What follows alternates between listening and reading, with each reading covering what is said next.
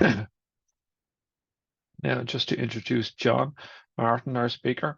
John Martin has been a principal officer with responsibility for climate engagement and governance at the Department of Transport since April 2022. He was centrally involved in the development, consultation and promotion of the transport chapters of the Climate Action Plans in CAP 23 and CAP 24. John has previously worked for 18 years in the field of flood risk management at the OPW, both as a principal officer and before that as a design engineer and project manager. An engineering graduate from UCD, John is a chartered member of Engineers Ireland and has a PhD in civil and environmental engineering from UCC and postgraduate diplomas in law, IPA, and in arbitration UCD. He's experienced working in both Ireland and Germany in transport, flood risk management, road construction, aerospace, and aerial surveying projects. So I'm delighted to hand over to John now to give us the presentation. Thanks, John.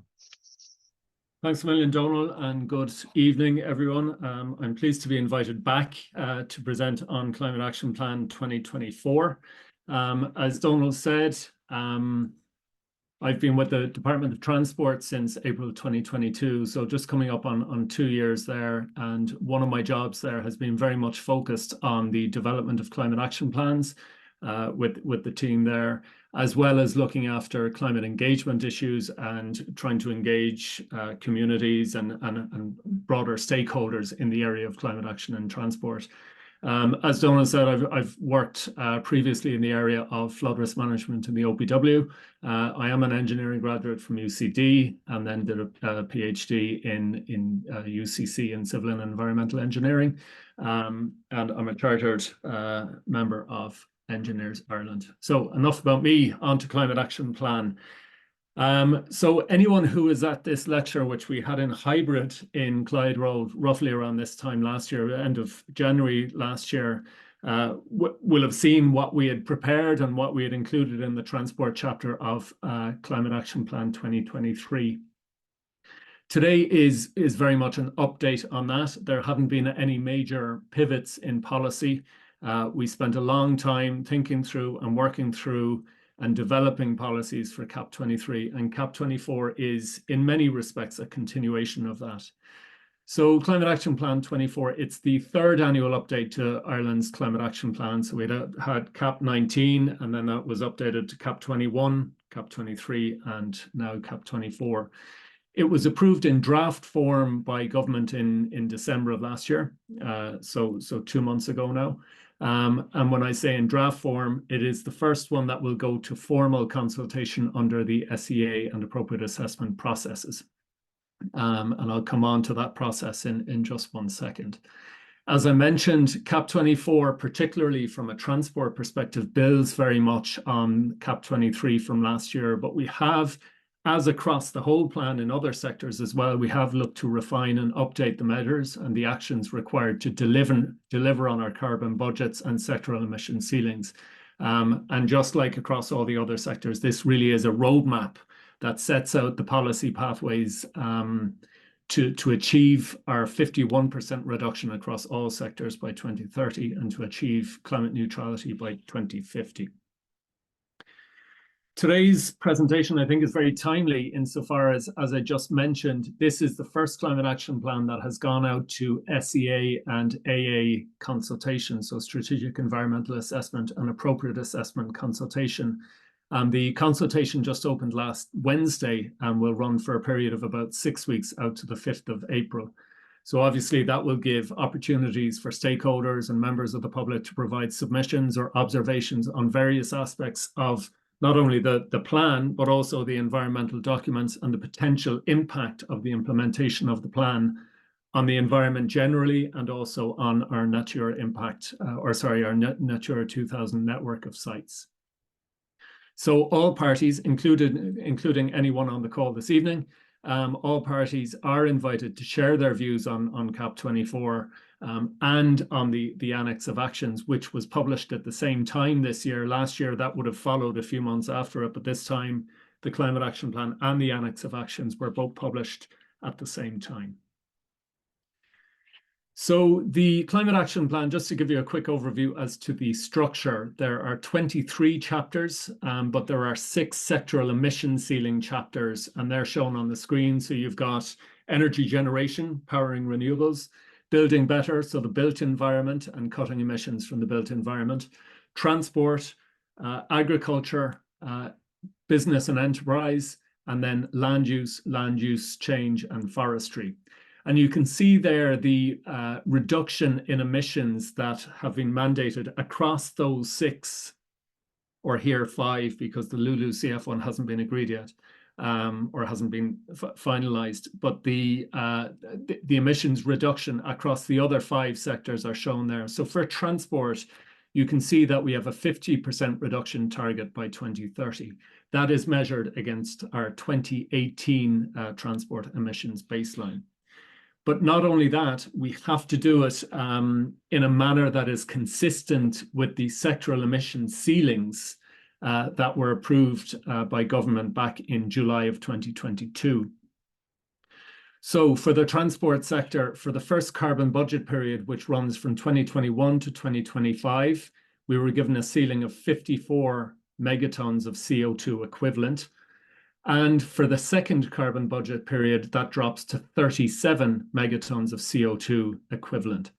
So essentially, by 2025, we should be landing at 20% down from where we were in 2018. And by the end of 2030, we should be 50% down from where we were in 2018. So before I go on, I'm just going to make one very quick side note.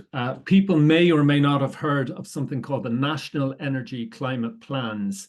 And the reason this slide is included in the presentation is just to be clear that there is a difference between our Climate Action Plan and our National Energy and Climate Plans.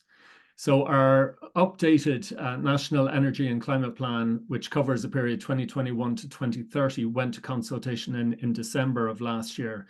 But that is a framework within which all EU member states need to plan their climate and energy objectives, targets, policies, and measures to the EU Commission.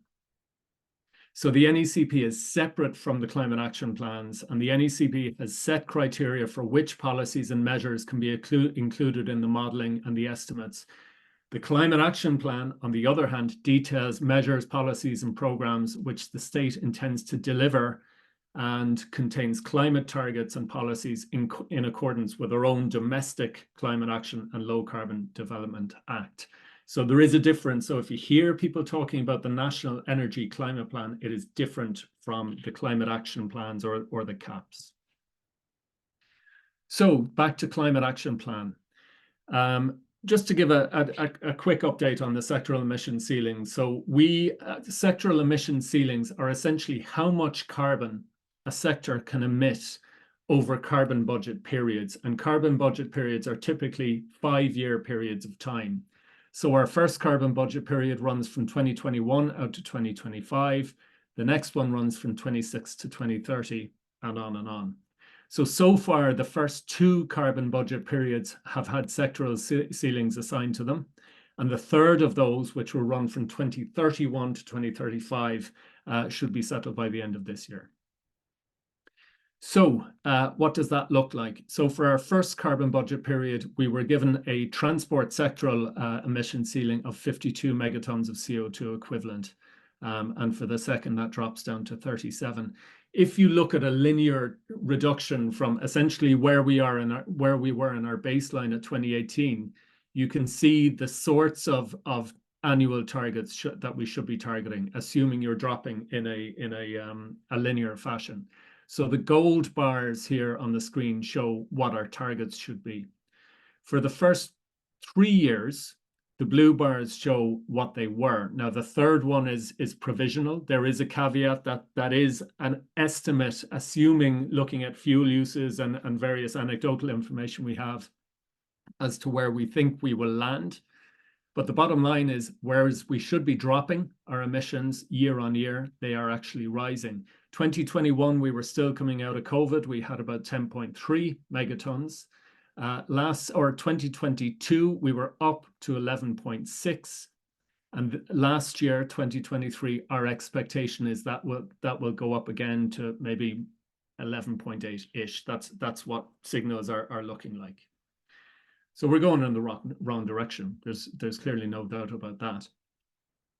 We do know that at the end of 2022, our transport emissions were 42% of the overall 5-year carbon budget period. So after 2 years, we'd used up 42% of our 5-year budget. Having said that, at the end of 2023, it's likely that our emissions will have been over 63%, which means to remain within our carbon budget for that first carbon budget period, 2021 to 2025, over the last 2 years, being this year and next year, 2025, we need to limit our emissions to less than 20 megatons. Now, just to put that in context, during 2020, which was the year of COVID, the year of lockdowns, our emissions were still just over 10 megatons. So essentially, looking at the numbers, the ask is for us to remain within our carbon budget period for the first 5-year carbon budget period, we need to have less emissions this year and next than we did in 2020. I don't need to say any more about those figures, but any excess emissions for carbon budget period 1, if we overshoot it, they will be deducted from our carbon budget period for carbon budget period number 2. So we are up against it. We are, more than halfway through our first carbon budget period, and we are currently at the very outer limit of being compliant, and indications are that we will overshoot. So in terms of following up on the presentation I gave this time last year, I think when we presented CAP23, we were still in the process of finalizing the Annex of Actions, and that was published in March of last year. But for the transport sector, there were 26 high-level actions in the CAP23 Annex of Actions. 16 of those 26 were delivered and completed on time in 2023, which means 10 are now being carried over into CAP24, or else they're being absorbed into other actions. Having said that, what we did deliver, I think, was really important. So ongoing expansion of the rural mobility services under the NTA Connecting Ireland programme, completion of the first projects under our SMP, or Sustainable Mobility Policy Pathfinder programme, including the electrification of the whole bus service in Athlone. We published the National Cycling Network Strategy, and also importantly, we published and finalised our National EV Charging Infrastructure Strategy and the National En Route EV Charging Plan. Coupled with that, we are seeing huge uptake in EVs. Electric vehicle adoption is surging. There's over 114,000 EVs now on Irish roads, of which over half are battery electric. So we are on track to meet that 2025 target of 175 EV vehicles or EV cars to be on the road, and 195 when you include light goods vehicles, heavy goods vehicles, and so on. Furthermore, we launched the Your Journey Counts national advertising campaign around climate action and sustainable mobility. We published and finalised the new and revised metropolitan area transport strategies for Limerick Shannon, the GDA and Waterford. Galway will be published and finalised this year. And obviously projects like Bus Connects, Dart Plus, and Metrolink all progressed through major milestones in the consultative and planning processes. Another key target that we reached in 2023 was the transition to E10 in petrol. So effectively what that means is that you have an up to 10% ratio of biofuels in all, of ethanol in all petrol now. So if you see at your petrol pumps, you always have this number, E7 or E5 or E10 or B7 in the context of diesel. So we transitioned to E10, which is 10% biofuels in the petrol supply this year. The 10 delayed actions were subject to short-term delays owing to things like planning, legislative, and consultation processes. But when you take them in the round over the medium term, those delays won't have any significant impacts on our emission reduction targets. So that's sort of a recap as to where we are in the context of CAP23. Moving on to Climate Action Plan 24 and the transport chapter. So transport is detailed in chapter 15. It runs to about 50 pages, so it's a long chapter. And then in the separate document, which is the Annex of Actions, we have 22 high-level actions set out. As I mentioned before, CAP23 does essentially carry over from a lot of the policies that were designed and implemented in CAP23. But there are updated actions, there are new areas of emphasis, and there is more granularity in terms of some of the policies and actions that we're pursuing. Anyone who would have been at the presentation last year will remember that we put an awful lot of emphasis on this hierarchy of avoid, shift, improve. And just to revisit that again, so avoid means reducing or avoiding the need to travel. So just traveling less than we do today. So that means developing our services, developing our communities and our infrastructure in such a way that avoids the need to travel as much as we do today. So for example, compact development, transport-orientated development, 15-minute cities, 20-minute neighborhoods, whatever you want to call them, but basically so that people have more of what they need closer to them.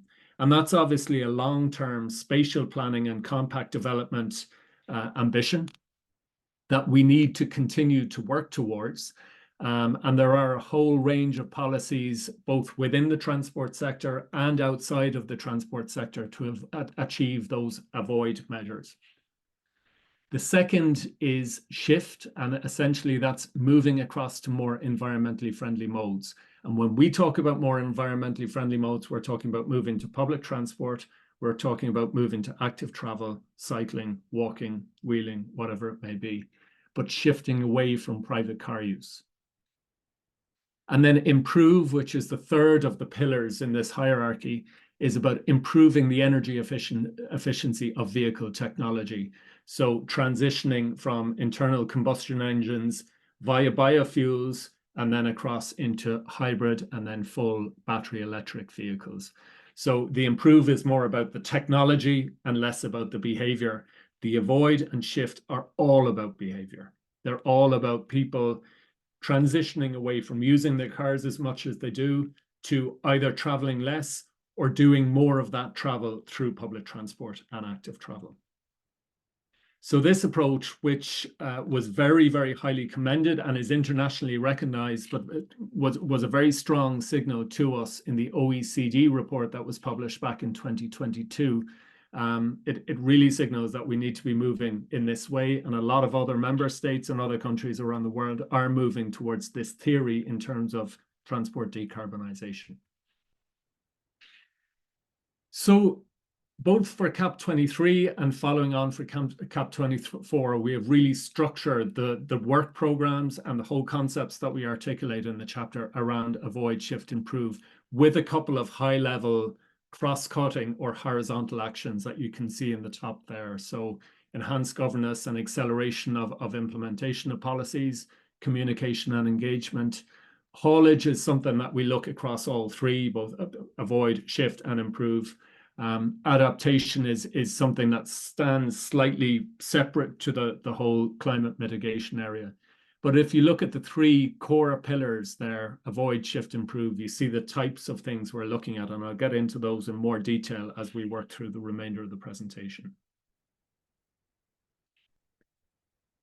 This is, and I remember talking quite a lot about the modeling this time last year. I'm not going to get into the same level of detail this year, but it is all rooted in evidence. It's rooted in modeling. So the NTA have a very extensive suite of models, including a national fleet model, the regional modeling system, and also a carbon footprinting tool where we can look at different scenarios, look at different policy interventions to understand what impacts they have, and ultimately to show us, if we are to get to 50%, what that looks like in terms of different policies, and most importantly, gives us the numbers in terms of how many EVs we need, what level of biofuels we need to blend into our fuel supply, and also what modal shift we're talking about in terms of transitioning journeys from private car use into public transport or active travel. The chart that you're looking at in front of you here shows our emissions, and they're broken down by different modes. So car, heavy goods vehicle, light goods vehicles, aviation, but that's minimal, public transport, road, rail, and other.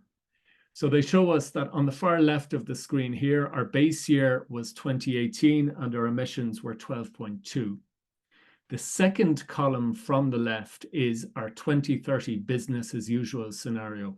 So effectively, if we don't do anything, if we just allow travel patterns to continue as they are, but if we do account for demographic growth, what we will see is that with an improving economy and population growth, by 2030, those baseline emissions will have risen to about 14 megatons from 12.2 megatons. So that shows us even to hold as we are at 12.2, we would have to deploy significant policy interventions to achieve 50% of our 2018, in other words, to get it down to 6.1 megatons per annum, which is our 2030 target. We do need to deploy significant policy interventions. And each of these four columns to the right of the screen show us what level of reduction in emissions you'll get from different policy interventions. So here, the middle one is including fleet improvements. That effectively relates to electrification of the fleet. So by 2030, we have a target to have 30% of our fleet being EVs, battery EVs, and that will give us this significant drop in emissions from about 14 down to about 9.5 megatons. Then, by increasing the blend of biofuels in our fuel supply, both in the context of ethanol and petrol and biofuels and diesel, we'll get that down by a further megaton looking at this scenario. The second last of this was a modeling scenario that we did look at when we were undertaking the National Road Network Speed Limit Review, but the reduction in carbon emissions associated with that is minimal. But this last reduction in 2 megatons here that you see on the right-hand side of the screen, that's all about behavioral change. So people changing their behavior to drive less, to transition across to public transport, to transition across to active travel, walking, cycling. And that's a significant amount that we need to achieve through behavioral change. And that is really difficult, not only because as government, we need to make those alternatives available in terms of very good, reliable, cheap public transport, and also in terms of good, safe, quality, active travel infrastructure, good pavements, good cycle lanes, good cycle tracks. But also there's a whole behavioral change piece that needs to happen there, and that is very challenging. So what is new in CAP24? There's a couple of relatively high-level things that are in CAP24 that are new. One is a dedicated working group on alternative fuels. So we know that we have the alternative fuel infrastructure regulations, which came into law across Europe last year, last August. So we will have a working group that sets out how we approach the implementation of the requirements of the alternative fuels infrastructure regulations in terms of looking at not just at electrification, but also other alternative fuels, be they biofuels or zero emission fuels, hydrogen, e-fuels, whatever it may be. So there is looking specifically at developing policies and a policy framework around alternative fuels. Secondly, we are developing and publishing a policy statement on mobility hubs, which is effectively where people can come to share cars, share e-bikes, share personal powered transporters when the law for those e-scooters, in other words, when they're fully legislated for. So we are looking at the development of a policy statement and initial projects to deliver mobility hubs across the country. Then the second element of sort of new focus in Climate Action Plan 24 focuses around rail. So we had the draft All-Island Strategic Rail Review published for SCA and AA consultation in the course of this year. That is a North-South cooperation in that report, but there's a lot there focusing on integration of our ports and our freight with our rail network. So there's some specific actions in Climate Action Plan in terms of increasing rail connectivity to ports, for example, the rehabilitation of the Shannon-Foynes freight line. We're undertaking a review of our national ports policy, and that will include specific consideration of the recommendations of the rail review in terms of enhanced rail connectivity to our ports. And that will improve and encourage greater integration of rail freight and rail passenger transport with our seaports, and then more investment in freight as well as passenger rail. So the role of rail in particular, and particularly for freight, has been given a new emphasis in CAP24. So moving on then to work quickly through some of the key actions that are in CAP24. And again, many of these are continuations and stay loyal to the original policies that would have been developed in CAP23. But just having a look at some of the cross-cutting actions, first of all, in terms of enhanced governance and accelerating implementation, we have a couple of different groups. I've already mentioned the Alternative Fuels Working Group. We also have our Sustainable Mobility Policy Leadership Group, which is working on the oversight and delivery of the SMB Action Plan, and also the progression of our 34 Pathfinder projects. And there's also a new action in there to develop and oversee an emerging skills requirement for e-mobility. So that includes things like just servicing EVs and building up the skills to transition across from maintaining and managing a fossil fuel fleet of cars across to e-mobility. Some more cross-cutting actions then focus on communications and engagement. So a key element of this was the launch of the Your Journey Counts national advertising campaign for climate action and sustainable mobility in the course of this year. And that was very much a high-level campaign promoting the options available to people to transition from private car use, as well as clearly showing what investment government is making to facilitate that. The second bullet point there in terms of the public engagement strategy, this is a really important piece of work to build awareness and inspire ownership for action in individuals and communication and communities, private organization, and the public sector bodies to drive this change in terms of changing behavior and uptake of more sustainable modes, but also increasing support for and acceptance for the delivery of critical infrastructure.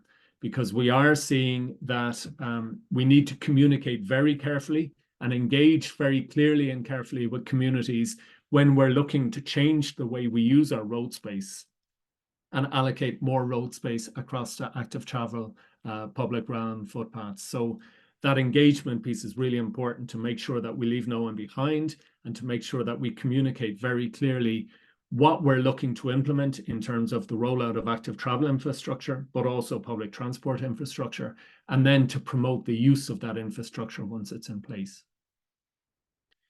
The third bullet point then focuses on the Zero Emission Vehicles Ireland office, or ZEVI, and they have information and engagement programs, including targeted campaigns to support uptake and achievement of EV targets, which commenced at the end of last year. So here are just some examples of the ad campaign that ran. This was across radio, digital, out of home, newspapers, and also television, the Your Journey Counts campaign. And that will continue to build on this year with more specific messaging as we work through the year. Finally, as I mentioned, the whole area of haulage, freight, and logistics also comes under these cross-cutting actions. So we have the advancement of the decarbonisation elements of the 10-year road haulage strategy, which was launched at the end of 2022. And that includes actions like establishing certificate and accreditation systems for eco-driving for HGV drivers, because we are seeing that you can reduce your emissions from the haulage sector by up to 20 or 15% through the way you drive. So we're looking at certifying and accrediting eco-driving courses to deliver those driving behavior reductions. And I also mentioned earlier this enhanced rail connectivity to ports and closer integration of our rail network with our ports network to facilitate both passenger travel and also freight transport. Moving on then, if you think back to the three pillars I spoke about earlier, avoid, shift, improve. So there are a couple of specific actions in Climate Action Plan 24 in relation to avoid. The first of these is the delivery of a national demand management strategy. So demand management is where you effectively trying to make the transport system work in a better way by, again, transitioning people into more efficient modes of transport so that we're reducing not only emissions, but also congestion, particularly in our urban centres. And that is currently working through the process. But also the programme of reviewing, updating and appraising our metropolitan area transport strategies. So as I said, we've had them completed in the last 2 years for the GDA, for the Limerick-Shannon area and for the Waterford area. Galway should be done this year, and then Cork is up next. So in terms of those measures, what we're looking to achieve, so if you look at the metrosays on the right-hand side of the screen, we're looking at reducing our total vehicle kilometres driven by 20% by 2030, and obviously looking at a 50% reduction in fuel usage. Moving on then to our shift actions, where we're looking at modal shifts, so getting people from driving around into other modes such as public transport and active travel. So first of all, thinking about active travel, our metrosays there are to increase the number of daily active travel journeys by 50%, so that we're increasing the modal share of active travel from 20 to 28%. So some of the measures we're focusing on there: advancing the rollout of walking and cycling infrastructure in line with both the National Cycling Network, which is a whole of Ireland cycling network, but also the Cycle Connects plans, which are urban areas being delivered by the NTA. So if you think of greenways are more the National Cycle Network, whereas the urban active travel cycle tracks and cycle lanes you see fall under the Cycle Connects plans. So we're looking at the delivery of 110 kilometres of walking and cycling infrastructure this year. I mentioned already the development and publication of a policy statement on mobility hubs. And also one of the pathfinders is accelerated implementation of our Safe Routes to Schools programme, which is where we deliver front of school treatment to make it safer for kids to walk or cycle or scoot to school by reconfiguring the use of the road space in or around schools so that we're minimising car traffic and maximising the opportunities for children to get to school through cycling, walking or scooting. We're also looking at expanded rollout of the regional bike sharing schemes in Limerick, Cork, Waterford and Galway with a focus on enhanced e-bike provision. Moving on then to public transport in terms of shift actions. And here our targets are a lot more ambitious and, to be honest, are very, very eye-watering. But we're looking at a 130% increase in public transport journeys daily. So that's increasing our public transport modal share from 8% up to 19%. And that's a really, really big ask. But there are a lot of projects and a lot of initiatives to facilitate that. So I mentioned earlier, advancing the DART Plus programme, advancing the Bus Connects programme, as well as the Cork commuter area rail programme. Continuing investment in passenger and freight rail as per the All-Ireland Strategic Rail Review, and then prioritising and accelerating delivery of the NTA Connecting Ireland and New Town services, including via demand responsive transport pilot initiatives and conventional and non-conventional modes of public transport. So again, very, very ambitious targets there in terms of the metrics that we're looking at delivering, but we are seeing significant increases in the number of people using public transport, and we need to capitalise that, continue to improve our services and continue to improve the infrastructure. Finally, then moving on to the improve actions. And as I mentioned earlier, this is around improving fuel technology, improving biofuels, and also the electrification of our fleet. So as I said earlier, we're looking at a battery EV share of total passengers being up to 30% by the end of 2030.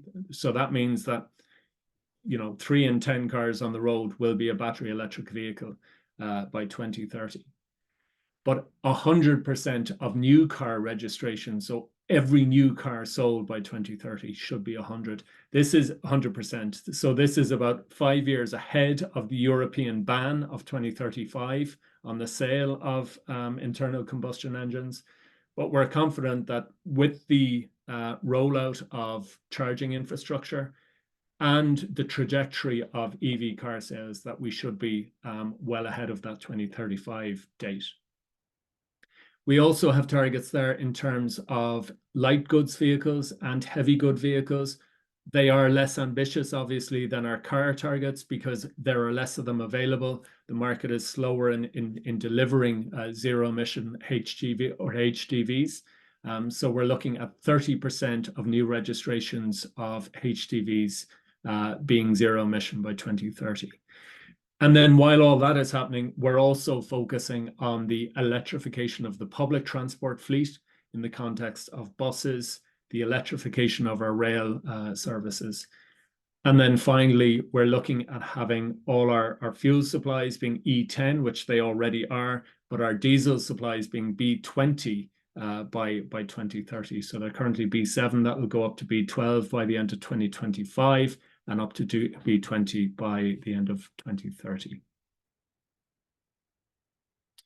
So a couple of the actions that we're looking at there, we've got the ongoing delivery of schemes like the Destination Charge Point scheme, which includes sports clubs and community facilities, rolling out key elements of the EV infrastructure strategy, including the high-powered en route EV charging infrastructure, as well as implementing measures in the Renewable Transport Fuel Policy Statement, which set out and mandate the proportion of biofuels in our fuel supply.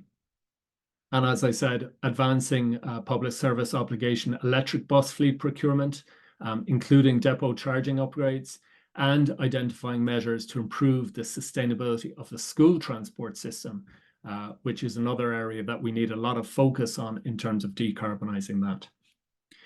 So lots of targets, lots of actions, lots of really ambitious metrics, but there are significant delivery challenges. And I think it's worthwhile at this talk just to talk through some of the challenges that we are facing and some of the headwinds that we are facing.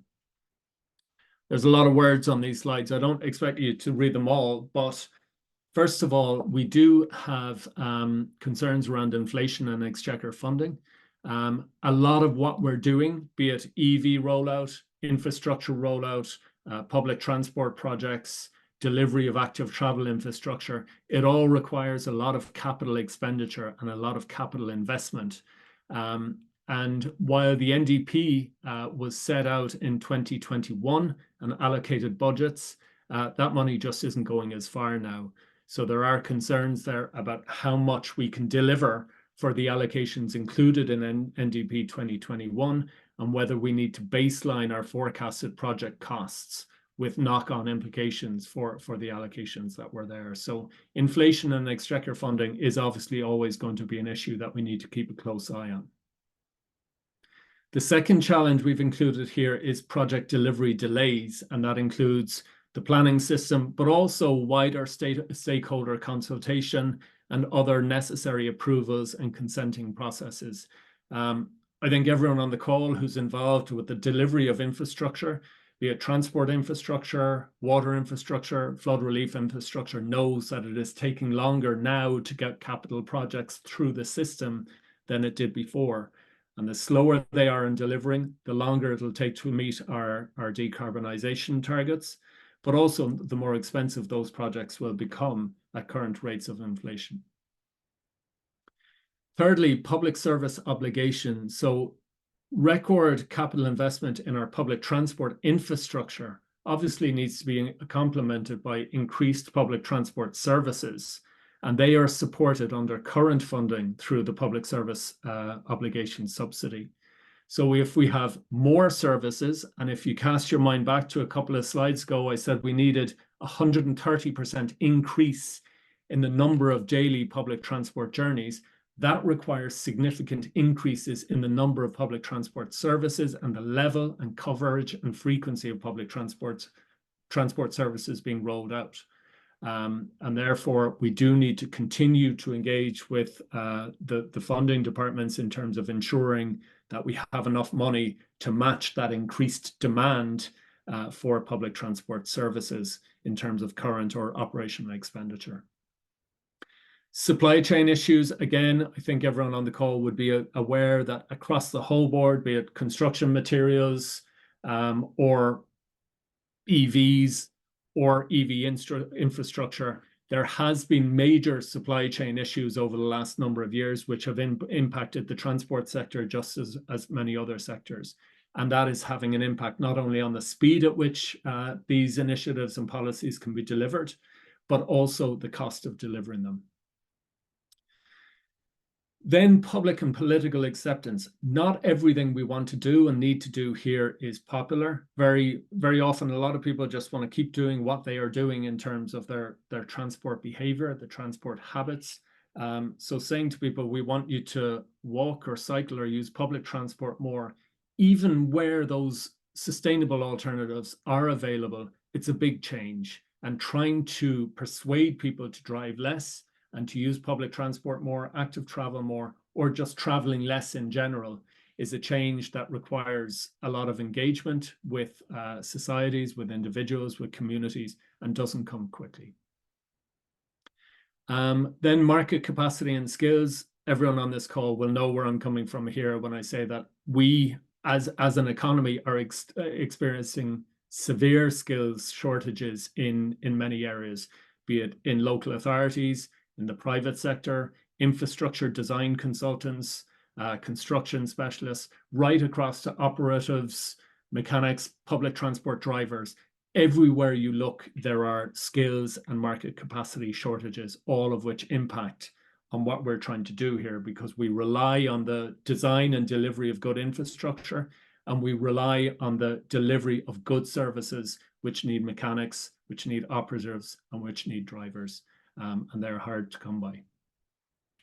Finally, then, in the area of charging infrastructure and to a lesser degree, renewable transport fuels, but there are a range of technical and supply chain risks to the rollout of EV charging and alternative fuel supply and infrastructure, including specifically grid capacity constraints in terms of the high-powered charging infrastructure, but also the supply of other alternative fuels in terms of HVO, in terms of renewable fuels of non-biological origin.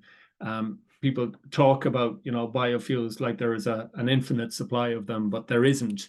And there are fraud issues and various concerns around where some of these biofuels are coming from that place certain constraints on those supplies and on our ability to roll out increased biofuels as well.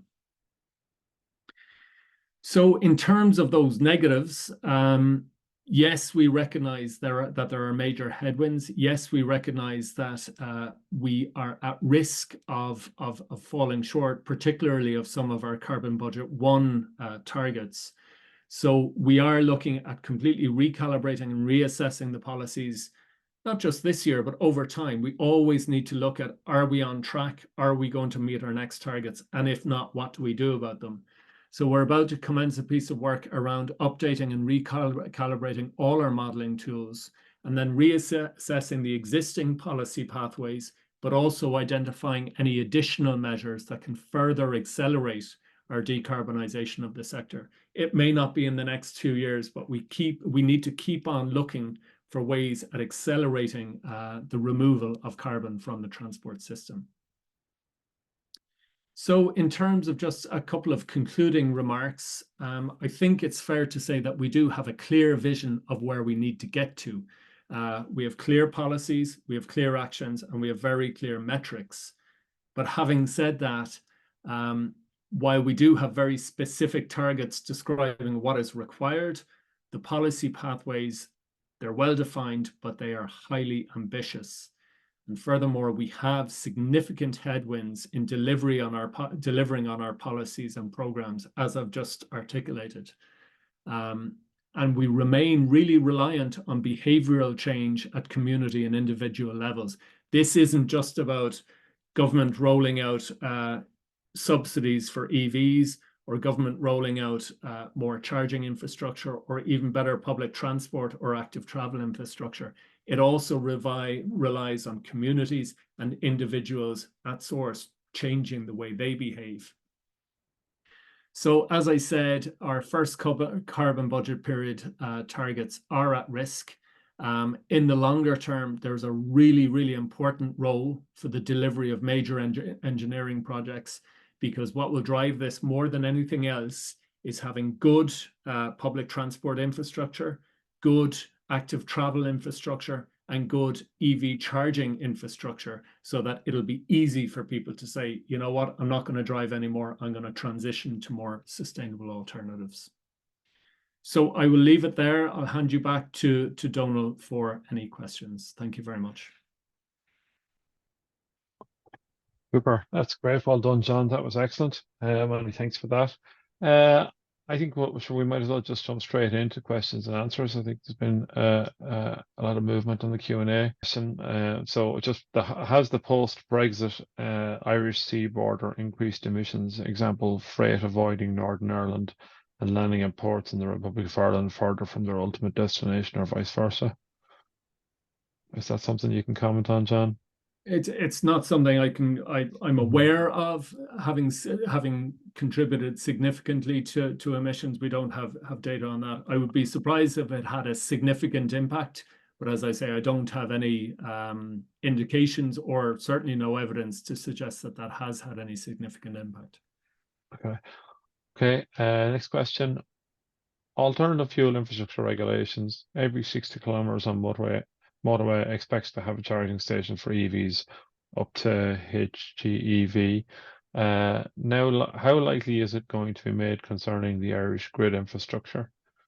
So I suppose the question is the capacity of the Irish grid infrastructure there to meet the AFR targets been set by government policy and by Europe? Yeah, I mean, it is a concern, and I flagged it there in the presentation that was one of the risks and concerns. Obviously, there is ongoing engagement between particularly colleagues in ZEVI, the Zero Emission Vehicles Ireland office, and EirGrid and the providers of grid infrastructure and energy. But we are seeing, particularly, and whoever asked the question is right in saying that, you do need to have fairly significant charging infrastructure every 60 kilometers, but also in ports for onshore power supply for vessels, as well as at airports for ground electricity supply for airplanes on the ground. So they do all put pressure on the grid. And that is a risk that is well acknowledged and well known across all sectors. It's not just a transport issue. Obviously, it extends to energy supply, but it's something that needs to be very carefully managed. Okay, thanks, John. Next question. Does the electrification of the fleet reduction include embodied carbon of building electric vehicles? No, it doesn't. So when we talk about emissions in the transport sector, we're talking specifically about tailpipe emissions. So in terms of our overall emissions, what is counted is tailpipe emissions. The emissions associated with the generation of electricity to power the EVs is obviously counted in the electricity sector emissions. But in terms of embodied carbon in relation to producing the vehicles, that isn't counted. And because they're not produced in Ireland, they're not counted in Irish national emissions, albeit they would be in other jurisdictions' emissions where they're manufactured. But we don't explicitly count them, no. Okay, thanks for that. Next question then is on the subject of CNG, and just why is biomethane CNG not mentioned, and just reference to its use already in the country. So CNG is it is actually referenced in AFR in terms of having sufficient CNG for the purposes of primarily haulage up to, there is a cutoff date. It isn't a zero emission fuel, obviously. So while there is existing infrastructure and we under AFR need to be providing that infrastructure for a period of time, there is a cutoff date on that. I don't have the specific dates at hand, but the requirements and mandates in AFR are very much demand driven. So as much as you need to up to a certain point in time, after which the expectation is that all alternative fuel infrastructure would be based on zero emission fuels, so hydrogen, electricity, etc. Okay, thanks. Next question. Do we need to target commuting from rural to urban areas for employment? I'm guessing we have to target everything so it is high on the hit list. Will this be targeted by remote working, or is public transport a likely alternative outside of the Greater Dublin area? So do we need to target it? Yes, we do. In fact, the longer the journeys, the more we need to target them, because a longer journey has higher emissions than a shorter journey, obviously. So there are different ways of targeting those. Ideally, if you can target them through public transport, that's ideal. The Department of Transport does not want to be mandating that people should be working from home more. That isn't our role.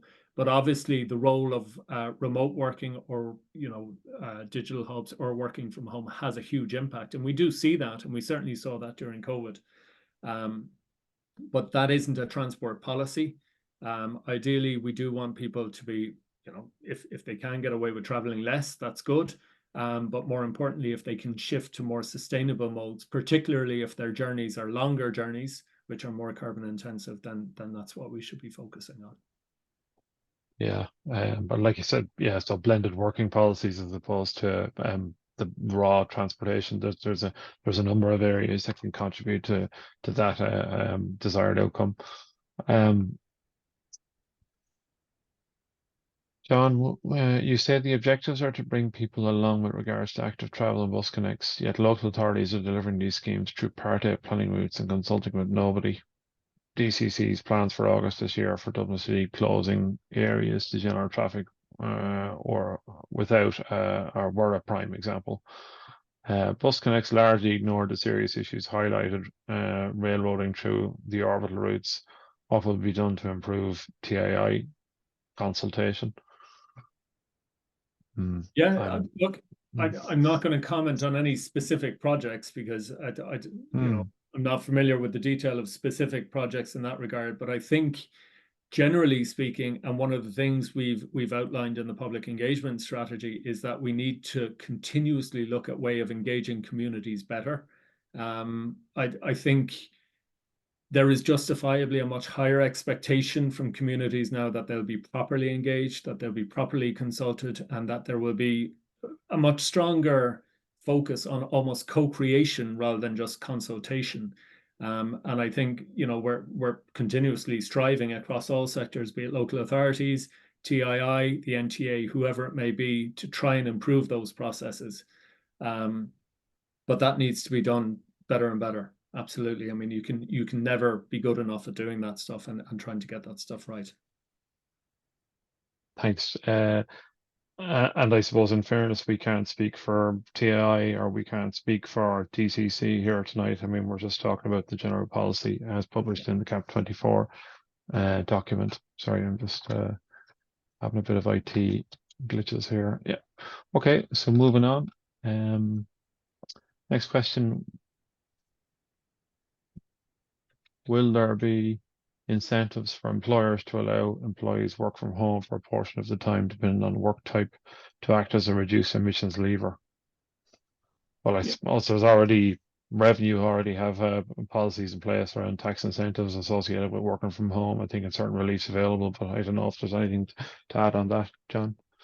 No, as I say, I mean, the Department of Transport and transport policies aren't going to dictate how much people should or shouldn't be working from home. Obviously, there are various different policies across Department of Enterprise, Trade and Employment and other areas in terms of remote working. It's not a space we can get into or should. But I think we are finding that, as companies move towards blended working or build in more formalized arrangement for blended working, that does give people the opportunities to reduce their carbon footprint from a commuting perspective. Next question. While it's not a perfect solution, why is HVO not being leveraged as a short, medium-term solution for the existing private and commercial fleet, given that it is currently available, requires no changes to be made to diesel engines to run on, and could cost the same price as diesel if taxed correctly? It looks like this hasn't been considered at all within the projected figures up to 2030. I think you've kind of touched on the answer to this already, but yeah, sure. Yeah, I mean, HVO is considered in the context of biofuel blend rates, and can also be used as a fuel in its own right, or as a drop-in fuel. The supply of HVO isn't infinite, and we are aware that what we are seeing branded as HVO or used cooking oil very often is actually coming in from countries like Malaysia, where they're just planting huge areas of palm oil. So, and that has what's known as a high ILUC risk, indirect land use change risk. So we don't want to be promoting any more than is sustainably and feasibly available. But it does make up part of the biofuels policy. I'm not the biofuels expert in that regard, but it does make up part of that policy. But the important caveat there is that there isn't an infinite supply of it, and every sector seems to be looking at HVO saying that's the silver bullet, that'll solve our problems. But B, there are issues around indirect land use change risk and where it's actually coming from, and whether it is actually imported palm oil rather than, say, for example, used cooking oil. Okay, thanks. Is the shift to hydrogen fuel part of the policy solution? It's part of the alternative fuels infrastructure regulation solution. So the AFIR does require that we have hydrogen refueling stations every 200 kilometers along the 10T core network, as well as hydrogen refueling in all of the urban nodes. That includes what's called H35, so 350 bar refueling, plus H70, which is 700 bar fueling, which is typically what's used for private cars. That said, we know that there are currently less than 3 registered hydrogen cars in the country. And equally, the take-up of hydrogen in the context of HTVs is slow, but AFIR does mandate us to provide those mandatory levels of hydrogen refueling. So it is part of the process, albeit it remains to be seen what level of uptake there will be. Okay, I'm just conscious of time. I'll try and maybe run through the last couple of questions. Hybrids, no, I'm gonna skip that. Is there a need to review the planning process to support national critical infrastructure? Well, I think you've highlighted it as a key challenge, haven't you?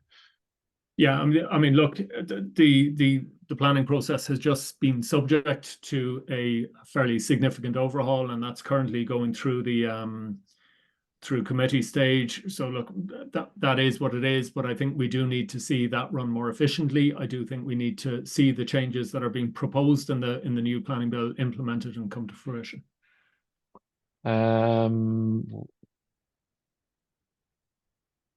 Okay. Possibly a finance policy, but has there been consideration given to extending the VAT rebate on EVs to UK imports, given that VAT is now charged on those imports? I can't answer that question. In terms of the VAT around those, obviously VAT is an issue for the Department of Finance, and we engage with the Department of Finance on an annual basis as part of the budgetary cycle.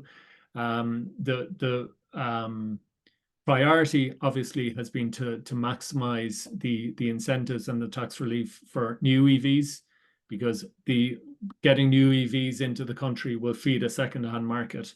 But now that we're seeing that those early adopters have effectively, a lot of those have moved at this stage, we do need to keep looking at ever increasing ways of incentivizing, say, for example, the second-hand import markets.